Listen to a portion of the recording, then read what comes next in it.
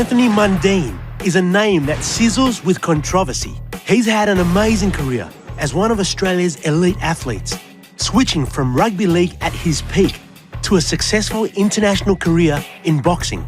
His athletic skill is matched by his ability to create headlines. His relationship with the media is often rocky.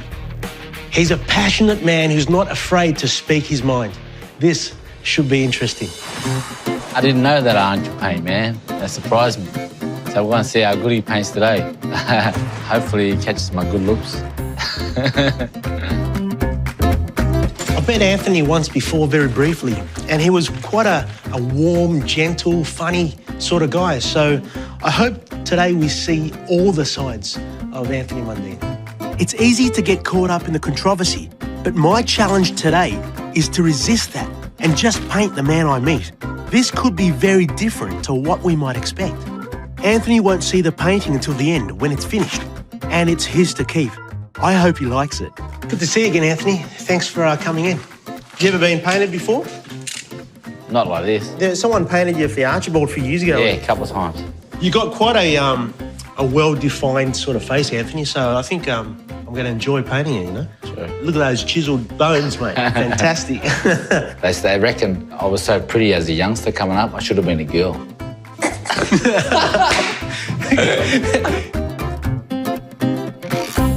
You have a lot of self-belief, Anthony. Where do you get that from? I don't know, man. I think it was something that I was sort of brought up with, you know, like ever since I was a young boy, 4, 5, 6, 7, I can remember like I always had a vision and a goal and a dream. From that young, I knew I was destined to do something, be somebody. My dad used to take me down to King's Cross and used to have a look at the alcoholics, the drug addicts, and show me, you know, this it could lead to devastation if you take these sort of routes, you know, because life's about choices. And I made that choice not to drink, not to smoke, not to take any drugs, and go for my goals and dreams. In your book, you talk about being about 13, 14, and one of your mates offering you a bong. Yeah. And how much it upset you? It was in a house, and everyone was puff give, you know, to everyone. I said, you want to have a hit, you know, let's have a smoke. And I sort of, everything paused for like 10 seconds, and I was like, slow motion. And I said, nah, I'm right, boys, I'll see you later. And I left, and when I left, I was just sort of bursted into tears, man. I couldn't stop my crying. I didn't know why. It was because, you know, I had the resistance to say no. I resisted the temptation, and I knew from that moment that nothing was going to stop me from achieving what I wanted to achieve. The son of legendary boxer Tony Mundine, Anthony had sporting pedigree to draw from and showed huge potential from an early age. Mundine's son, Anthony, scored more than 60 tries. His father hopes he'll become a professional footballer, not a boxer. Is it tough to follow in the footsteps of your father? Yeah, some people could say maybe it's tough, you know, but for me it was a driving factor. You know, everywhere I go when I was a young kid, they say, oh, you're Anthony, you're Tony Mundine's son, Tony Mundine's son, Tony Mundine. And I was saying to myself, man, I want to make my own name. Your parents split when you were quite young. How did that affect you? It didn't really affect me because my dad was always there, you know, whenever I needed him, whenever I needed to talk or whenever I needed to get him to give me a lift, wherever, take me down the shop, whatever it was. It could be just the most smallest thing. I just called him, Dad, what are you doing? Come see me. And he'd be there, you know. But you lived with your mum? Yeah, my mum. She's a strong woman. She taught me this, you know, the values of strength and inner strength within yourself and your self-being, you know. And she takes care of everyone, and you know, she's very family-orientated. You know, there's nothing that she wouldn't have done for me and my sister Kelly. You're very close to her, aren't you? Yeah, no, she kills me. I tell her, you're killing me, Mum, you're killing me. Why is that? Nah, whenever she bites or whenever she needs something or needs some money, I always say, Mum, you're killing me. Yeah, she thinks I'm serious sometimes, and I know it just gets to her, you know what I mean? She goes, I'm your mother, you should be giving me everything, I gave you everything. I said, yeah, sweet, relax, I'm only joking. Because you look after a lot of your family, don't you? Oh, yeah, that's in Aboriginal sort of culture, that's our sort of, it's our way, you know. You know, if one makes it, then we all make it. It's very family orientated. If we go anywhere, go to a cousin's house, there'll be 10, 12, you know, in a room, 30 people in the house. Yeah. And you got to feed them all. Yeah, I mean, I might send her some money. She'll give me a bit more. I said, what do you need that for? She said, well, I want to feed them. They got nothing. So that's just the way she is, you know. She's got a big heart. Yeah, big heart, yeah. Vietnamese society is different, but probably halfway between Western culture and Aboriginal culture in the sense that if I do well, I'm expected, if we have a big party, I'm expected to host it. Because Kazan's on TV is obviously going all right.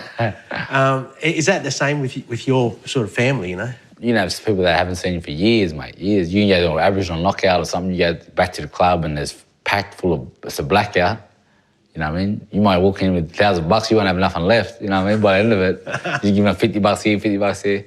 But that's just the way it is. And you're seeing family and friends who need it more than you. If someone asks me something, it's hard for me to say no, you know what I mean? Even if I was down on my last $10, I sort of like, he needs it more than me, you know what I mean? I'll survive somehow. Anthony's natural ability resulted in a contract with the NRL's St George Dragons in 1993. But even as a professional athlete, racism is something he's had to deal with on the field and off it. In your book, you describe being a young kid, you know, in your teens, hanging out with your friends. And you guys used to get hassled by cops and you weren't even doing anything wrong, right? Always, man. I think that's just the way it is, man. Can you describe any events that stand out in your childhood? Oh, yeah, man. I just got a new sponsors car from the St George Dragons. Man, I was down in the boys, you know, going to see the brothers in Redfern. We're driving around and we're at the back of Waterloo where all the housing commissions are. And we pulled over and we're just talking, having a chat, what are we going to do? We want to go to the city or something. Next minute, bro, at least five speeding cop cars. I was thinking, what's going on here? They just surround our cars, draw the weapons, get on the floor, get on the floor, get on the floor. We're only about 17, 18. So I was jumping on the floor, I'm praying, you know, I'm literally praying. And they all take us back to the cop shop and they're, you know, taking all our details and, you know, they thought the cars were stolen. And that happens all through my teenage years, you know? Yeah. Although Anthony represented Australia with the junior Kangaroos, he never played for his country at the highest level. Mundine! He's away! End score! So, and you think that they didn't give you the jersey because of your skin colour? That's one factor. The other factor is because I was outspoken. There was always speculation from the media, why didn't Anthony get picked? The Australian coach at the time, he said because Mundine didn't get picked because of my off-field characteristics. That's a quote. And that's got nothing to do with what I do off the field. I don't drink, I don't smoke, I don't do drugs. I didn't never get in trouble. I just was outspoken and believed in myself. That was all. If you had have been selected more often in rep teams, would you have stuck with I probably would have stayed on, yeah. I probably would have stayed on. But then, 99, so then they're having a tour to England. Now, they don't just pick 25 players. They take about 40 players. Everyone's thinking, there's not a shadow of a doubt Mundine's not going to get in. I'm thinking that myself. I said, yeah, I'm the man. I'll prove it this year. Again. They can't deny me much longer. What do? They deny me again. They don't pick me. So I'm like, okay. I was pretty heartbroken from that, you know, and I was like pissed off for some time. But then I settled myself down. I said, listen, don't worry about it. Next year, come out and just go at him again, tell him again, let's go, you know? Like, I had that fighting mentality, like, bring it. Started the 2000 season. The first 7 games, I'm killing them. Again, killing them. Test is getting announced. Guaranteed, I'm thinking guaranteed I'm in, guaranteed. There's no, and everyone's, this is your time, Chop, show them. They picked Matty Johns. And all due respect to Matty, he was a great player. Like, he was a great player, but to what I was playing and to the level I was playing and what I was doing on the field in that early season of 2000 and the past season of 99, it was chalk and cheese. I was shattered. Because that's all I wanted to do was play for my country. You know what I mean? It was like they spat in my face, like, they were saying like, F you, we'll wait you, we'll pick you when we're ready to pick you. Let's see, wait your time, you know what I mean? And I was like, you know what? F this, I'm out of here. So you were really devastated, weren't you? I was devastated, bro. Devastated.